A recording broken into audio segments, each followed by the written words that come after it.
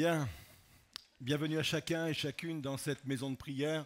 Si vous êtes là de passage pour des raisons peut-être de vacances, de congés, soyez les bienvenus au milieu de nous. On a une vraie bénédiction, une vraie joie à accueillir tous et toutes celles qui sont de passage. Et s'il y a des gens de la communauté ELM, de la famille ELM, qui nous regardent là où ils sont de leur lieu de vacances, on vous dit, on vous attend.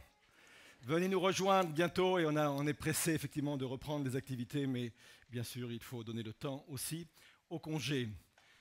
On va poursuivre notre série estivale et franchement j'aime beaucoup cette série que l'on a commencée début juillet puisque on s'est donné comme mission avec l'équipe pastorale de démonter tous les clichés évangéliques. Et je peux vous assurer qu'on aurait pu faire l'année entière sur cette thématique, tellement il y a des fausses croyances. Mais ça ne serait pas grave si c'était juste des fausses croyances en passant comme cela, mais ça le devient à partir du moment où ça vient impacter d'une façon réelle notre quotidien.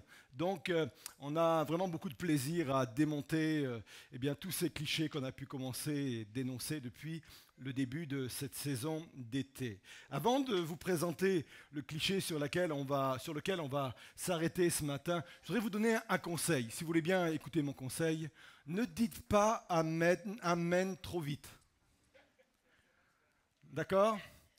Parce que ça peut sembler très spirituel ce qui va s'afficher, mais gardez mon conseil, ne dites pas amen trop vite. On regarde. Ton miracle est proportionnel à ta foi. Et là, on a envie de dire.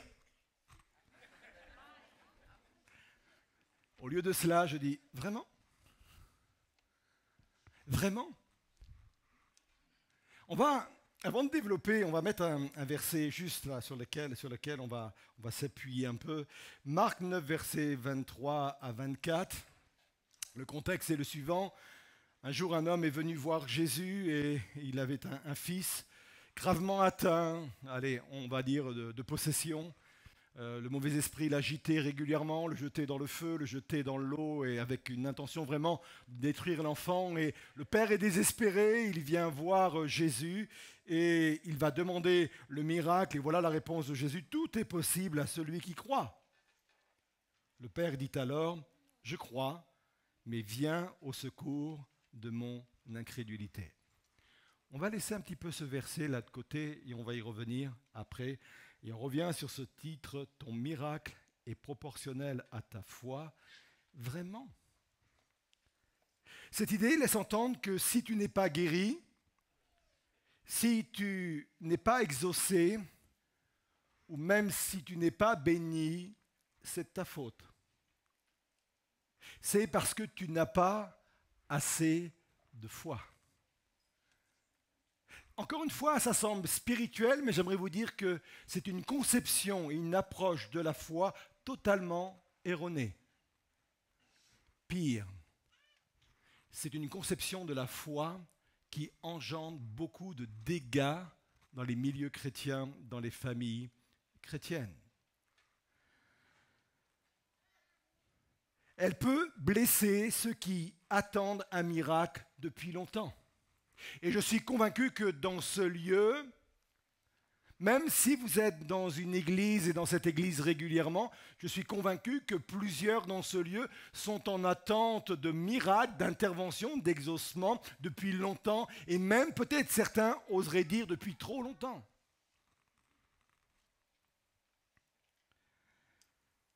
Ça peut engendrer de la culpabilité, ça peut engendrer de la condamnation, ça peut engendrer de la suspicion et ça peut même conduire au désespoir. Alors, on va voir ensemble, on va poser ça ensemble gentiment, 4 vérités sur le rapport entre le miracle et la foi. Et j'espère qu'au bout de ce message-là, vous aurez un autre regard, une autre dimension de ce qu'est véritablement la foi telle que la Bible nous l'enseigne. Voilà, on y va. Première vérité, elle apparaît devant vous. Les miracles ne sont pas la récompense de notre performance spirituelle. Et je comprends que ce soit un piège facile pour les croyants. Il est dans la nature humaine de vouloir faire nous-mêmes des choses pour recevoir en retour quelque chose d'autre. On aime bien jouer un rôle, et même dans le domaine de la foi, on aime jouer un rôle pour recevoir de la part de Dieu des bénédictions. C'est pour ça qu'il y a des personnes qui jeûnent et qui prient, parce qu'ils veulent mériter ce qu'ils vont chercher dans le jeûne et dans la prière, en se disant « Oh, pasteur, Seigneur, j'ai jeûné 3 semaines. Je mérite au moins ce que je suis venu chercher. » La nature humaine se flatte régulièrement de cette approche-là. On aime mériter ce que l'on reçoit. Je ne sais pas si vous vous souvenez de votre première paye. Moi, je me souviens de ma première. Quand j'ai vu le montant, j'ai beaucoup pleuré, mais ça, c'est autre chose. Mais je me souviens plus trop du montant, mais je sais que ce n'était pas grand-chose. Mais je me souviens surtout de ce que ça m'a permis d'acheter. Je me suis acheté des lunettes Lacoste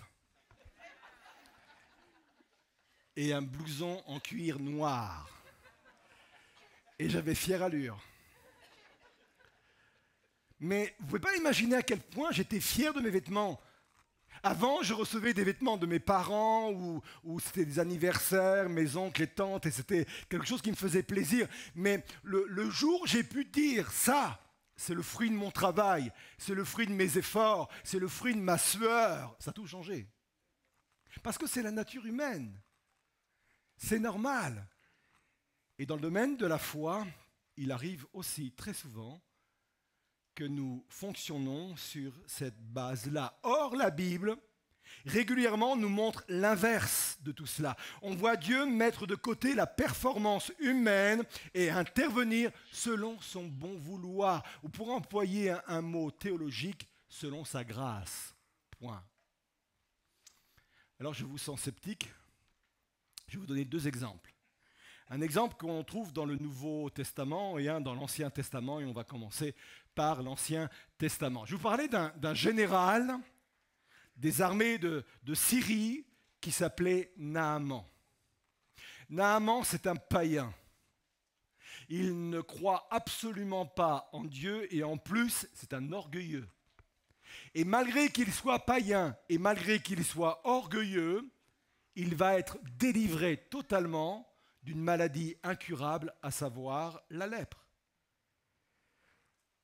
Je vous raconte brièvement les détails. Il va à l'encontre de l'homme de Dieu. Cet homme de Dieu s'appelle Élisée et il est sûr que Élisée va le recevoir avec les privilèges et l'honneur, les honneurs dignes de son rang. Après tout, il a des lettres de rois, des laissez-passer des rois. Il a de l'argent, il a même des cadeaux. Et lui, il se dit, avec tout cela, forcément, l'homme de Dieu est obligé de se déplacer et de me donner la bénédiction. Et vous savez ce qui s'est passé? Élisée n'est même pas sorti. Élisée a envoyé un serviteur, et ce serviteur lui a dit, si tu veux être guéri, tu vas aller dans un fleuve qui s'appelle le Jourdain, tu vas te plonger 7 fois dans ce fleuve, et au bout de la 7e fois, tu seras totalement guéri. Vous savez quoi? Il l'a mal pris. Il s'est énervé. Il a pris la mouche, comme on dit.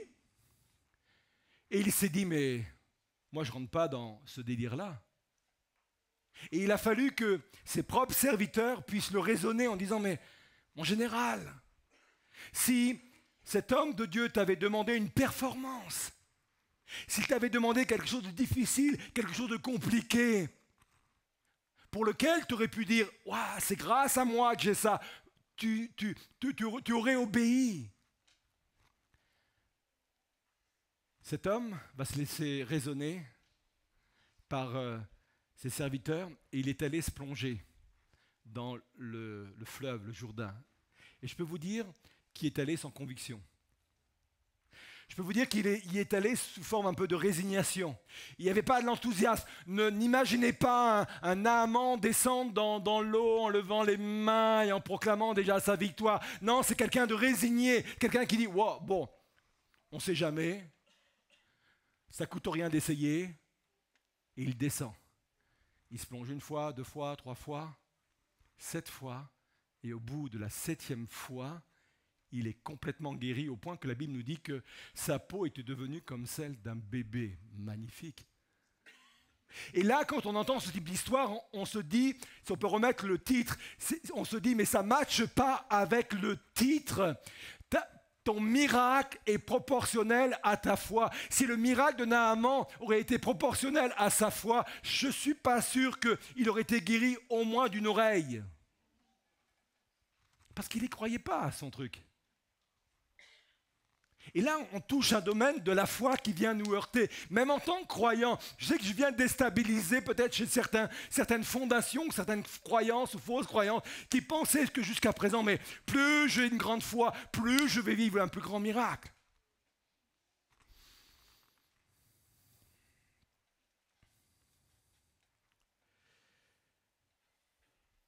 Je vous sens encore sceptique. Je prends un autre exemple.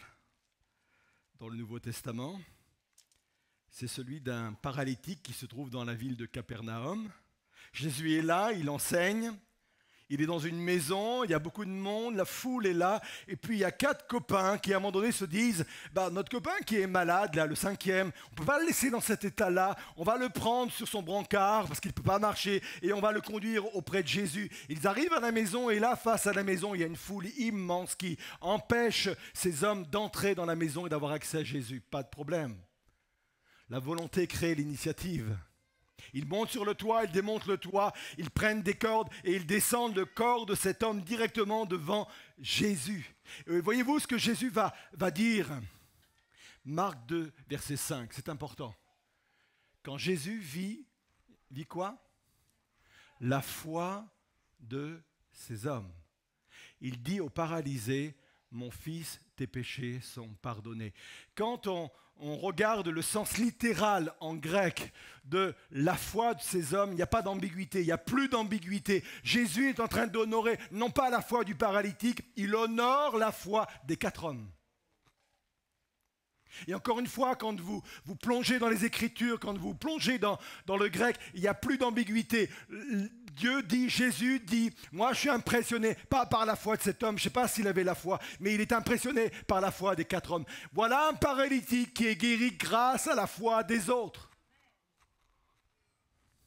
Ça donne de l'espoir pour certains. Tu peux compter sur la foi de tes parents. Tu peux compter sur la foi de ton conjoint. Tu peux compter sur la foi des autres. Et encore une fois, ça ne matche pas avec le titre. Ton miracle est proportionnel à ta foi.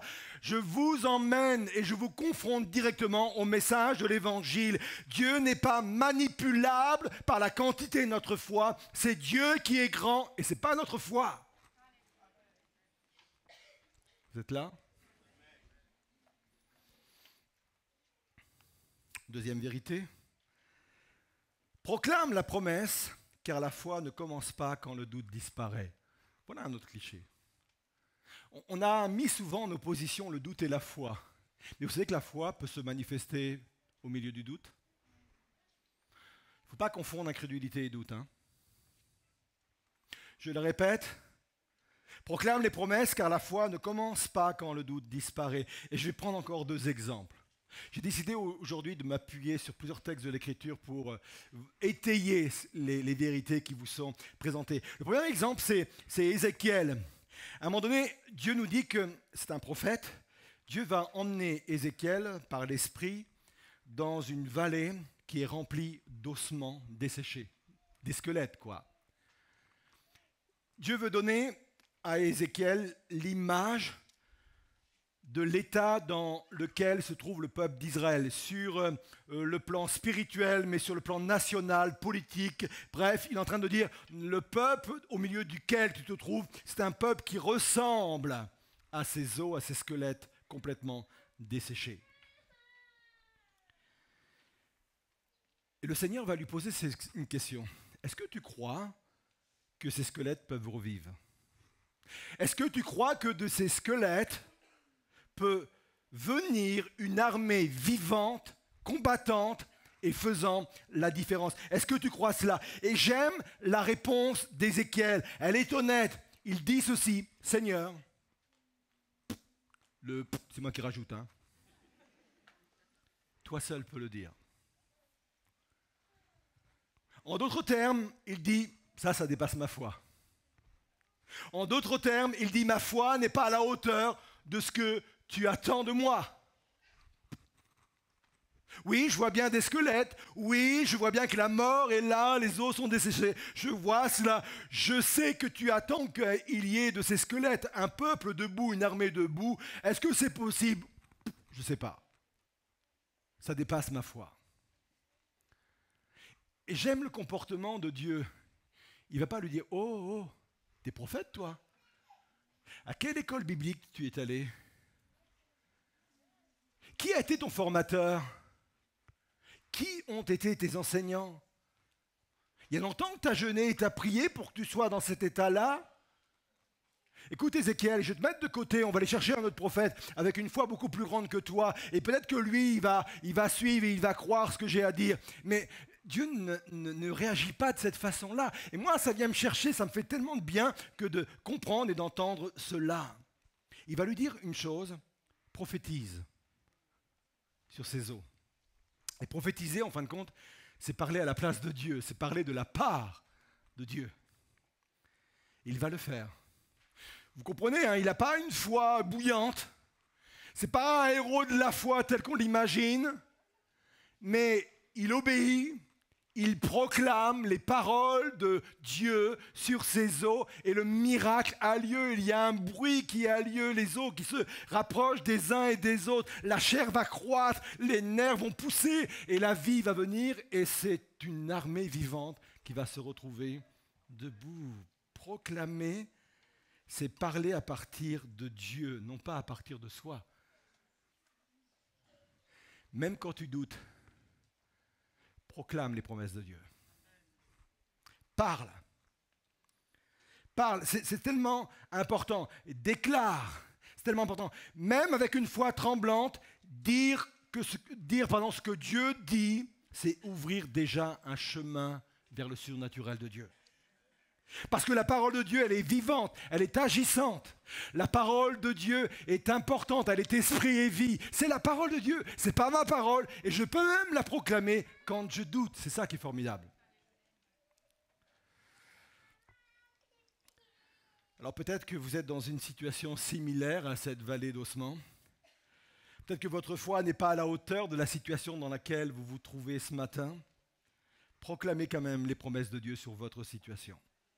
Parle la parole de Dieu sur ta vie, parle la parole de Dieu sur ton désert, parle la parole de Dieu sur ta situation quelle qu'elle soit, parle la parole de Dieu sur ton combat, parle la parole de Dieu sur tes eaux desséchées, parle, proclame la parole de Dieu.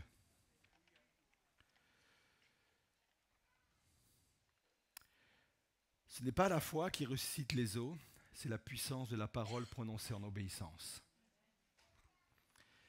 Autre exemple, Nouveau Testament, Marie, mère de Jésus. Marie, c'est une anecdote, hein, quand l'ange est venu la voir pour lui dire qu'elle serait enceinte. C'est une anecdote, émotionnellement, elle n'est pas encore finie, elle a besoin d'être construite encore, c'est normal, c'est une anecdote. Elle n'a pas une expérience de vie comme une femme adulte. Et elle reçoit comme message qu'elle va porter en elle le Messie et qu'elle va devenir enceinte par le Saint-Esprit. Luc 1, verset 34, « Comment cela sera-t-il possible puisque je suis vierge ?»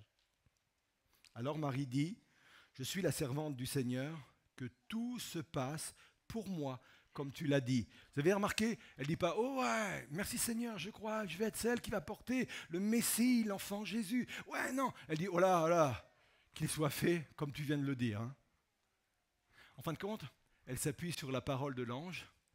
Et bien sûr, en s'appuyant sur la parole de l'ange, elle s'appuie sur la parole du Seigneur. Elle reconnaît que ce qui vient d'être annoncé la dépasse totalement. Elle est lucide sur ses limites humaines. Elle est consciente de cela, mais ce n'est pas parce qu'elle doute, et c'est normal qu'elle doute, parce que ça la dépasse tellement, cette chose-là, qu'elle est exclue du plan de Dieu.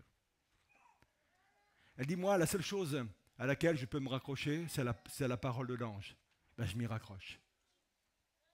C'est Charles Spurgeon, que plusieurs peut-être connaissent, qui a dit ceci: Dieu honore non pas la grandeur de ta foi, mais la fidélité en sa parole.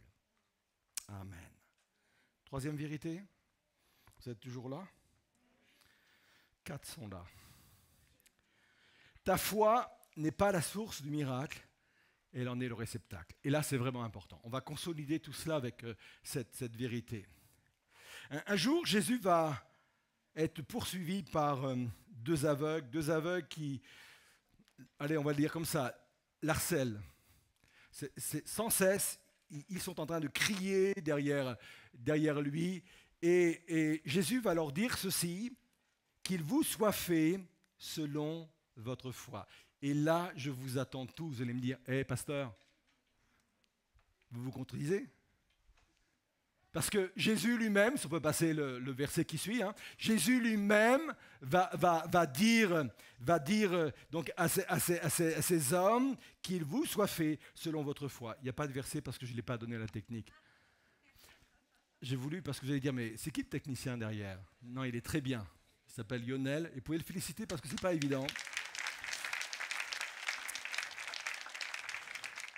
J'aime mettre en l'honneur effectivement ceux grâce à qui le culte peut avoir lieu. Ce sont des personnes invisibles mais tellement importantes pour le message de l'Évangile.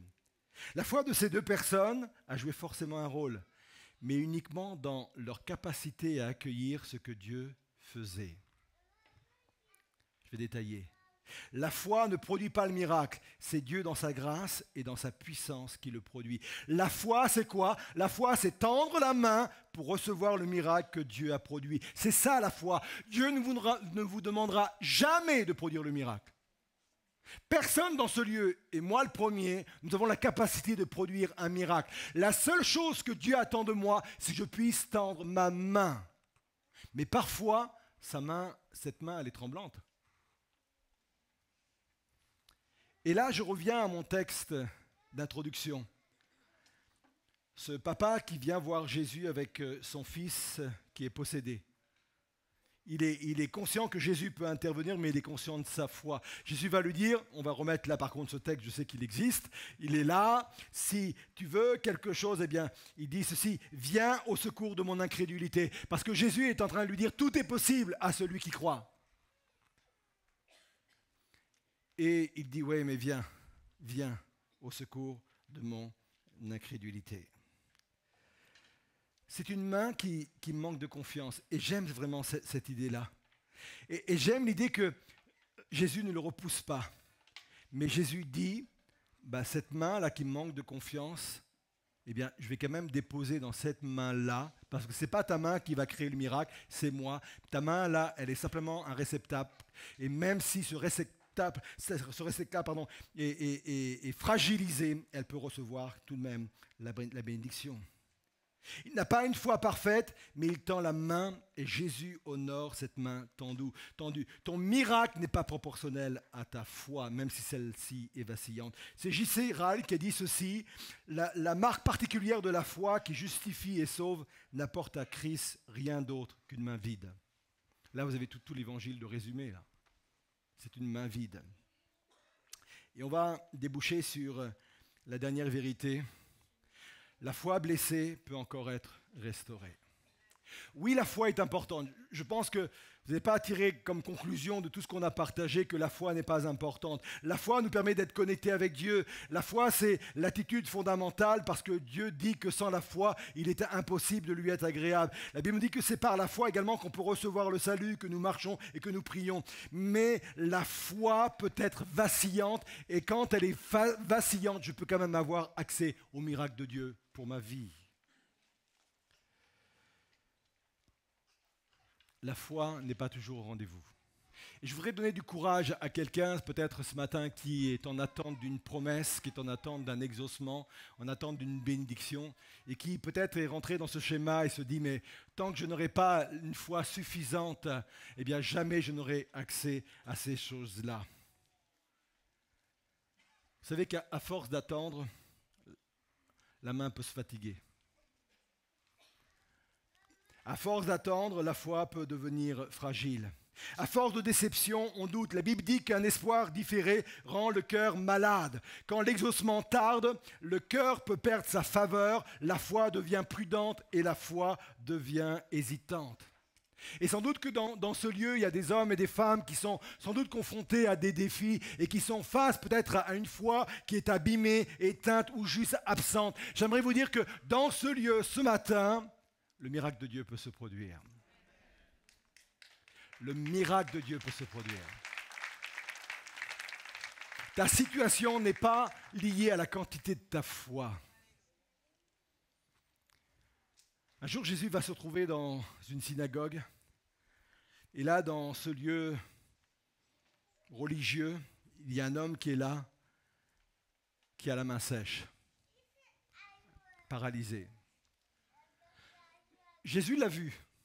Vous savez, ce n'est pas évident de voir des personnes qui ont une main atrophiée. Ça m'est arrivé à plusieurs reprises d'être confronté à des personnes comme cela dans plusieurs églises et par pudeur, sans doute, c'est une main qui est cachée où on fait de telle sorte qu'on a l'impression que ça fonctionne bien des deux mains. Et peut-être que cet homme était dans cette situation, ce cas de figure-là. Mais Jésus va voir qu'il a une main atrophiée. Vous savez ce qu'il va faire? Il va le faire sortir des rangs. Il va le mettre au milieu de l'auditoire et il va dire à cet homme, tends ta main. Il ne le fait pas pour l'humilier. En fin de compte, il attend de cet homme une forme de confession silencieuse. Vous savez, c'est quand on commence à reconnaître nos faiblesses que Dieu peut intervenir. C'est quand on commence à confesser nos handicaps que Dieu peut intervenir. Et cet homme est en train de le faire. Il tend sa main. Et Jésus va intervenir en le guérissant totalement. Je vais conclure avec cette pensée-là et cette idée-là. Sans doute que dans cet auditoire et face à vos écrans, il y a des hommes et des femmes qui se disent « mais moi, ma main, elle n'est pas à la hauteur des enjeux ou des défis qui sont en face de moi. » On sent quand notre main est tremblante. Peut-être qu'on a été déçu. Peut-être que vous avez vécu des drames dans votre vie qui vous font dire aujourd'hui, moi je ne suis pas calibré pour recevoir de Dieu des grâces et des bénédictions. Peut-être que vous êtes en attente d'un miracle, vous êtes en attente d'un exaucement, vous priez depuis 10 ans, 20 ans et vous dites, moi je ne suis pas en état de recevoir de Dieu un miracle. J'aimerais vous dire que Dieu ce matin peut venir fortifier votre main et même avec une main tremblante, vous pouvez recevoir le plus grand cadeau que Dieu veut vous donner. C'est la foi, elle est comme cela. Non, ton miracle n'est pas proportionnel à ta foi. Non, ce que Dieu attend, c'est une foi qui tend la main, même tremblante. Ce n'est pas ta foi qui crée le miracle, c'est Dieu qui crée le miracle. La foi, c'est simplement une main qui tend comme cela et qui vient recevoir la bénédiction de Dieu. J'aimerais vous inviter à vous lever à votre place. On va rester ensemble encore quelques instants dans le recueillement. Je voudrais vous donner la possibilité à quelqu'un ce matin de vivre un miracle, une restauration, une guérison à ce niveau-là. Je crois qu'il y a dans ce lieu ce matin des hommes et des femmes qui sont confrontés à des défis et qui vivent leur vie chrétienne sous la culpabilité, la condamnation, la suspicion, parce qu'ils n'arrivent pas à obtenir de Dieu ce dont ils ont besoin. Ils pensent que c'est une question de foi. Ils n'ont pas assez grande foi. Ils jeûnent, ils prient, ils pensent qu'en accumulant des points comme cela, en cochant encore des cases comme cela, ils arriveront à recevoir de Dieu le bénéfice dont ils ont besoin. J'aimerais vous dire ce matin, abandonnez cette approche de Dieu, parce que Dieu n'est pas celui qui se laisse impressionner par la quantité de notre foi. On ne peut pas le manipuler par la quantité de notre foi. Ce n'est pas possible. Je ferai des attitudes ce matin, des cœurs, y compris chez vous, chers internautes, face à vos écrans, des attitudes de cœur qui disent « moi, ça dépasse ma foi, là ». Et Dieu aime cette honnêteté. Viens au secours de mon incrédulité. Dieu aime cette authenticité. J'aimerais qu'il y ait des Ézéchiel au milieu de nous ce matin qui disent « mais voilà, moi, ça dépasse. Je ne suis pas calibré pour cette expérience. » Mais je veux quand même commencer à proclamer la parole de Dieu sur ma situation. Peut-être qu'il y a des gens qui sont déçus parce qu'ils ont vécu tellement de déceptions, tellement d'attentes. J'aimerais vous dire que ce matin, Dieu veut restaurer votre main pour, même si elle est tremblante, aller chercher la bénédiction de Dieu.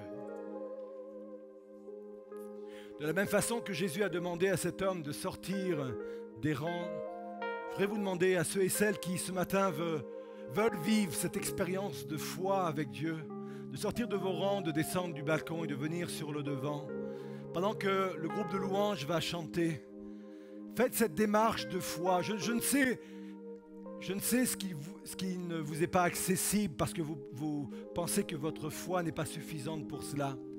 J'aimerais vous dire que Dieu veut venir restaurer votre main. Venir sur le devant, c'est venir un peu avec la main tendue en disant « Seigneur, j'ai besoin que tu viennes à ma rencontre ce matin. J'ai besoin que tu viennes au-devant de moi ce matin, Seigneur. Je ne suis pas calibré pour, Seigneur. Ça me dépasse. Le défi me dépasse, Seigneur. Toi seul sais ce qui est possible.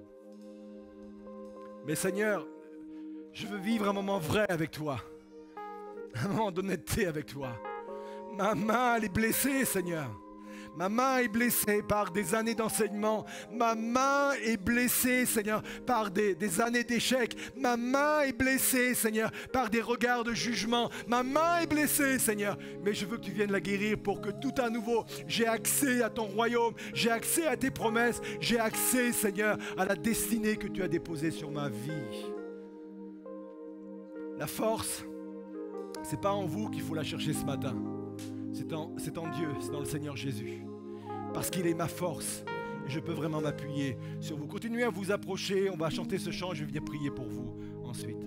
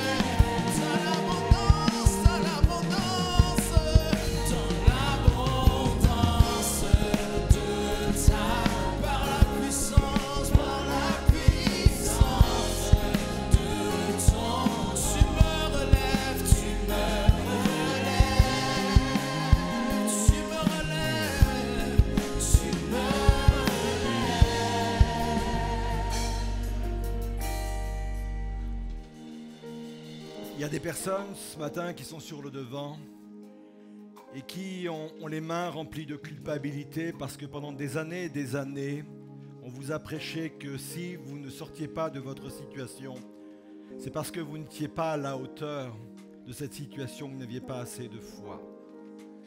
C'est venu gangréner votre main, c'est venu abîmer votre main. Le Seigneur te demande ce matin de pouvoir tendre symboliquement cette main en disant « Seigneur, je veux sortir de cet enseignement, je veux sortir de cette culpabilité. Je veux croire que malgré ce que je suis, malgré la faiblesse de ma foi, je crois que je peux avoir accès à tes grâces, à tes bénédictions. » Il y a des mains ici dans ce lieu qui sont fatiguées à force d'attendre. Quelqu'un attend un exaucement depuis plus de 10 ans, d'autres depuis 20 ans. D'autres depuis quelques semaines et quelques mois et déjà, ces personnes sont déjà fatiguées et ont envie de dire mais je ne suis pas à la hauteur, je suis fatigué d'attendre, je suis fatigué de tendre la main. J'aimerais vous dire que Dieu veut donner une force nouvelle à cette main-là pour aller chercher le miracle que Dieu a prévu et a préparé pour vous. Il y a d'autres mains qui sont là, qui sont tremblantes parce que des personnes se sentent tellement indignes de venir au-devant de Dieu. Dieu ne cherche pas des gens parfaits. La seule personne parfaite, c'est Christ. Dieu cherche des hommes et des femmes qui sont capables de se repentir et qui sont capables de venir devant lui tels qu'ils sont, avec la fragilité de leur foi, avec la fragilité de leur vie. Ce n'est pas ta sainteté qui te donne accès au miracle de Dieu.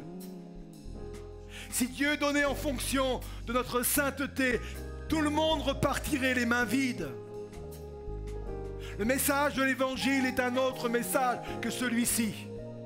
Le message de l'Évangile, c'est de dire, viens tel que tu es, avec tes doutes, avec tes questions, avec ta main tremblante, tes mains tremblantes. Jésus est celui qui est plus fort et plus grand que cela. C'est lui qui crée le miracle. Toi, tu es le réceptacle. Toi, c'est juste tendre la main et le recevoir. Et si au fond de toi, tu ressens le besoin de dire « Seigneur, viens au secours de mon incrédulité, viens au secours de ma petite foi, ou viens au secours de mon manque de foi totalement. » J'aimerais vous dire qu'un miracle est possible pour vous ce matin. J'aimerais vous dire que Dieu est celui qui est plus grand que vos doutes. Dieu est celui qui vient fortifier votre foi. Il est celui qui est capable de venir donner une nouvelle assurance au plus profond de vos vies ce matin. Alors j'ai prié avec vous. Je m'associais à votre prière. Et ne mettez même pas votre foi dans ma foi. Ne mettez pas votre foi dans mon ministère. Mais mettez votre foi uniquement en Christ et Christ lui seul. Car la grâce et la bénédiction vient de lui seul, uniquement de lui seul. Alors Seigneur, je prie pour toutes ces personnes qui sont sur le devant ce matin et qui ont besoin de ta grâce et de ta bénédiction. Vois les mains qui se tendent, vois les mains fatiguées d'attendre, Seigneur. Vois les mains remplies peut-être de culpabilité, Seigneur. Vois tout cela, Seigneur, tu les vois. Ils sont devant toi avec un cœur honnête, avec un cœur sincère. Je crois, Seigneur, que tu peux venir fortifier des mains ce matin, Seigneur. Tu peux donner de la force aux poignets. Tu peux donner une nouvelle force, Seigneur, aux bras pour pouvoir tendre et recevoir ce dont ils ont besoin, Seigneur Jésus. Parce que notre force, elle vient de toi, Seigneur. C'est toi qui crée le miracle. Je suis incapable de créer le miracle. C'est toi qui le crées, Seigneur. Et nous mettons à ta disposition nos mains tremblantes, Seigneur, pour recevoir ces miracles. Viens bénir chacun et chacune ce matin, dans le nom de Jésus. Et on va proclamer tout à nouveau qu'il est notre force. Et pendant qu'on proclame qu'il est notre force, j'aimerais, vous pouvez rester encore quelques instants sur le devant. Si vous préférez repartir à vos places, vous pouvez le faire. Mais proclamez, il est ma force. Il vient vers moi. C'est le propre même de l'Évangile. L'Évangile, c'est pas moi qui fais des efforts pour aller vers Dieu. C'est Christ et Dieu qui font des efforts pour venir vers moi. C'est la grâce, c'est le message de l'Évangile. On rechante cette vérité.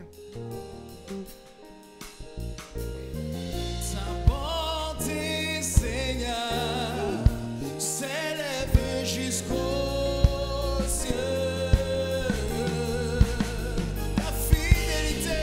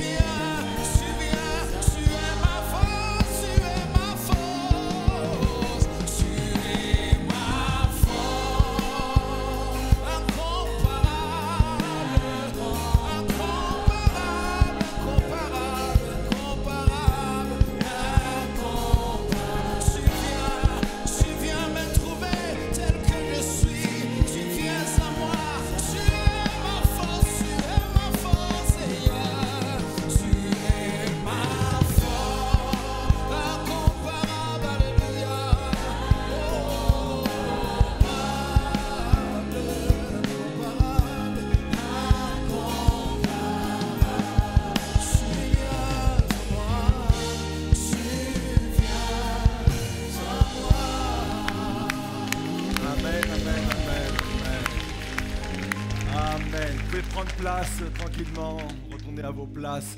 Je voudrais revenir sur cette parole qui dit qu'il vient à moi. Ça, c'est le cœur de l'évangile. Moi, ça m'a toujours impressionné de savoir que Dieu a envoyé son Fils, vous pouvez prendre place si vous le souhaitez, a envoyé son Fils pour venir nous chercher là où nous étions tombés.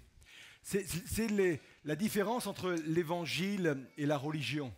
La religion, c'est une échelle qu'il faut gravir, échelon après échelon, pour tenter d'atteindre Dieu au dernier barreau. Le problème, c'est qu'on ne sait jamais si on est à la bonne hauteur. On ne sait jamais si on a atteint assez de barreaux, on a dépassé certains barreaux. Ça, c'est la religion. Elle est fatigante, elle est épuisante, la religion, parce qu'on veut grimper et atteindre Dieu et avoir la faveur de Dieu. L'évangile, c'est quoi? C'est Jésus qui descend par l'échelle de l'incarnation, se faisant parfaitement homme et venir nous chercher dans l'état où nous sommes. Même si nous sommes tombés au plus bas, il vient nous chercher là où nous sommes pour nous relever avec lui. Le Fils de Dieu s'est fait Fils de l'homme pour que les fils de l'homme deviennent des fils de Dieu. Ça, c'est la réalité de l'Évangile. J'aime prêcher le message de l'Évangile parce que c'est un message rempli d'espoir. Et on peut encore acclamer ce beau message que le message de l'Évangile.